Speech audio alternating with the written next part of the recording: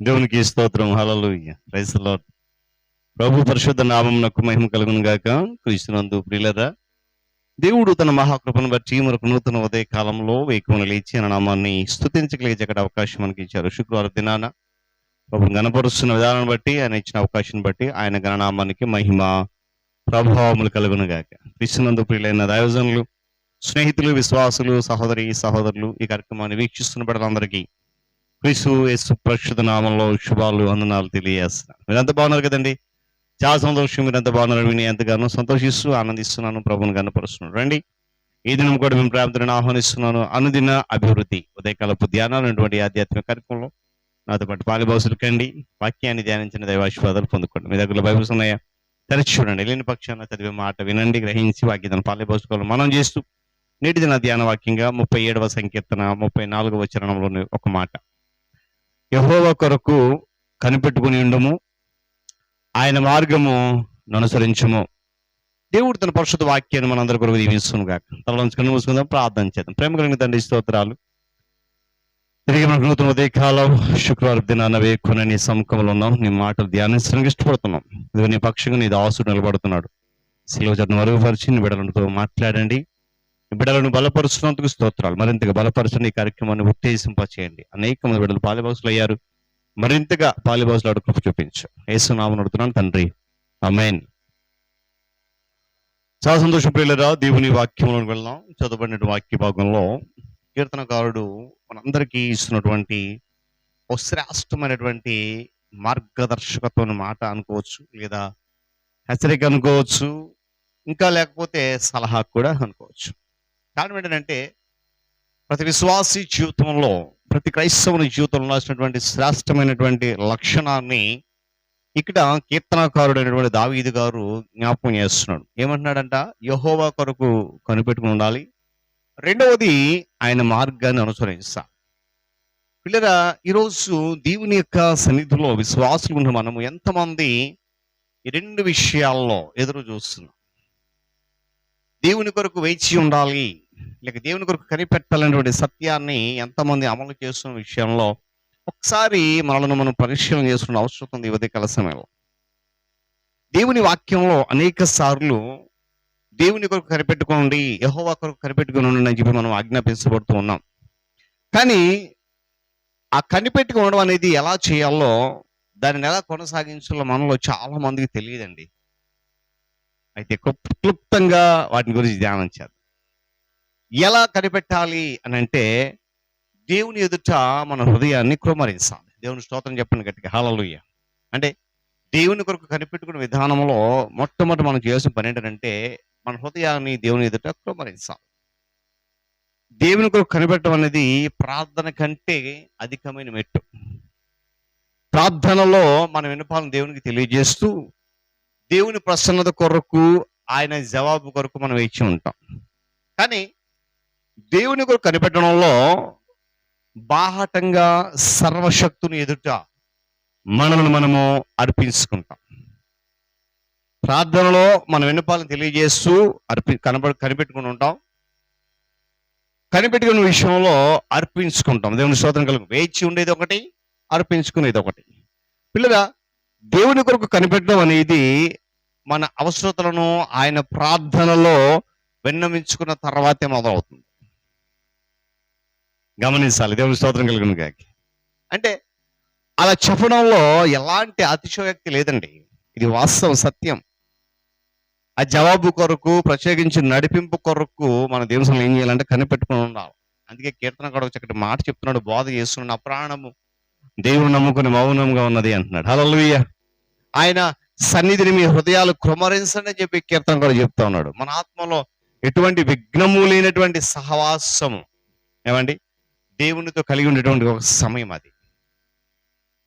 అది కేవలము దేవుని యందు మాత్రమే నిరీక్షించడమైనది. హల్లెలూయా. చూడండి, నేను మళ్ళీ దేవుని కొరకు కనిపెట్టుకునే విధానంలో మొట్టమొదట మన హృదయాన్ని ఆయన దగ్గర కృమ్మరించాలి. ఇక రెండవ విషయానికి వస్తే, ఎలా దాన్ని కొనసాగించాలంటే, దేవుని యొక్క లేఖనాలతో మనల్ని మనం నింపుకోవాలి. హల్లెలూయా. నింపుకోవాలి దేవుని వాక్యంతో. కీర్తనకారుడు అంటాడు, యెహోవా కొరకు నేను కనిపెట్టుకుని ఉన్నాను, నా ప్రాణము ఆయన కొరకు కనిపెట్టుకున్నది, ఆయన మాట మీదే నేను ఆశ పెట్టుకున్నాను అంటాడు. హల్లెలూయా. చూడండి, దేవుని కొరకు కనిపెట్టుకుని ఉన్న సమయంలో, దేవుని కొరకు వేచి ఉండే సమయంలో దేవుని వాక్యంతో మనల్ని మనం సంపూర్తిగా నింపుకోవాలండి. దేవుని స్తోత్రం చెప్పండి.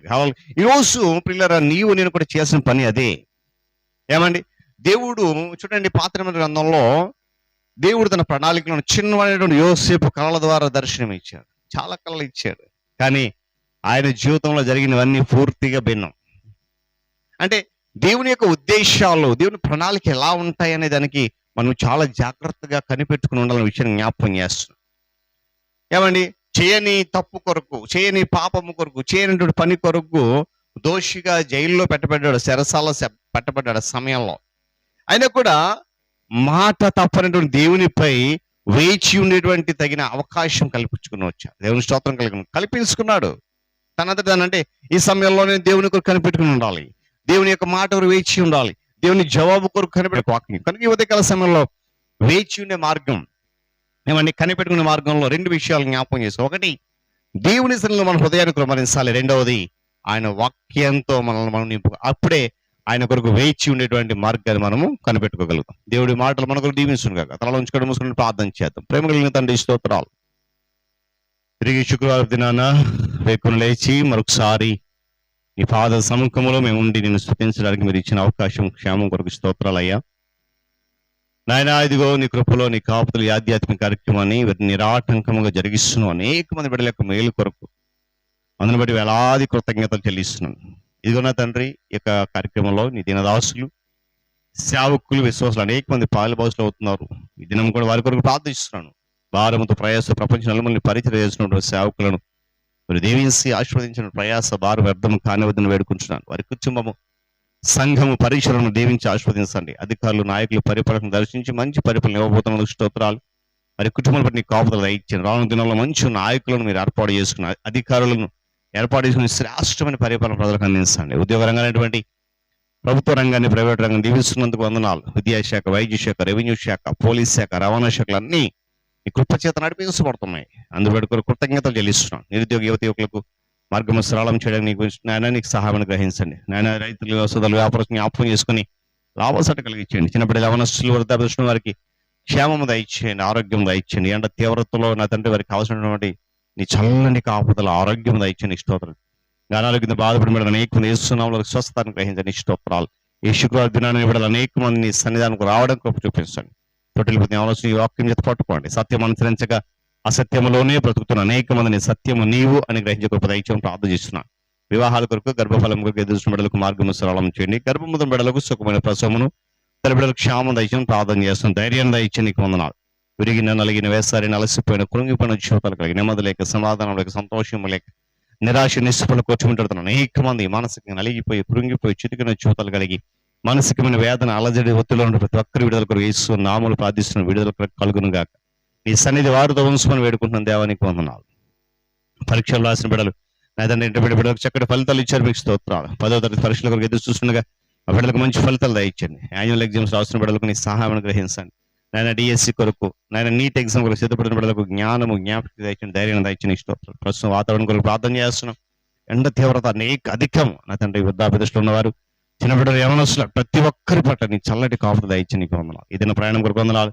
ఎవరెవరైతే ఎక్కడైతే ప్రయాణం చేసిన ప్రతి ప్రయాణం క్షేమం దయచి, ప్రముఖ నీ సేవకులు వారి ప్రయాణం అంతా క్షేమంగా మార్గం సరళించండి. రైతులు, వ్యవసాయదారులు, వ్యాపారస్తులు, ఆయా కూలి పనులు వెళ్తున్నారు, ఆయా పనిపాట్లు వెళ్తున్నారు, ఆయా శాఖల ఉద్యోగ బాధ్యతలు నిర్వర్తించు వెళ్తున్నారు. బంధువుల గృహాలు, స్నేహితుల గృహాలు, రకరకాల విహారయాత్రలు, రకరకాల శుభకార్యాలు నాని ఎండ వాతావరణ ప్రయాణంలో క్షేమంగా నడిపించండి. పాఠశాలకు వెళ్తున్న బిడ్డలు, కాలేజీకి వెళ్తున్న బిడ్డలు, పరీక్షల కొరకు వెళ్తున్న బిడ్డలు, ప్రతి ఒక్కరి వాహనం ముందు మీ యొక్క క్షేమకరమైన కాపుదల దయచి గమ్యము చేర్చండి. స్తోత్రాలు.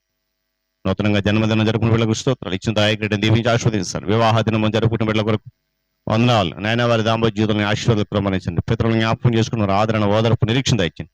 నికుపుడు వారి మధ్యలో పెంచి ప్రార్థన చేస్తున్నాను.